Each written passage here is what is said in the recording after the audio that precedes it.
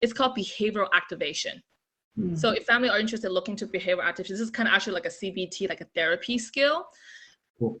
What this means in this context is that action needs to come before motivation. I think we all just kind of like, I'm not motivated to do it. It's almost like waiting for something magical to happen. Like, I'm going to be motivated to do this homework. I'm going to be motivated to do this task, right? But unfortunately, there's no magic pill for that. So there has to be like an action before the motivation.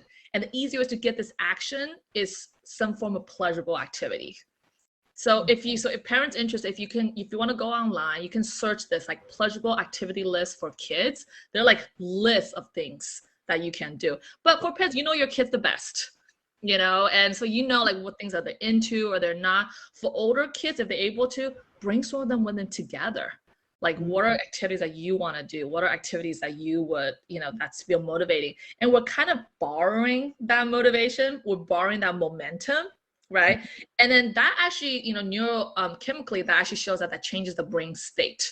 That produces a lot of good chemicals, that create opportunity for new experiences. And that just creates that momentum for us to do something. So this is the kind of big word that in therapy that we use a lot called behavioral activation and motivation. So that would be like a key tool that we can rely on and look up pleasurable activity. There's a mini list out there, but I encourage everybody to just kind of notice like what worked before. What are some of the fun activity that you have done together as a family, and let that be the start. Borrow some of that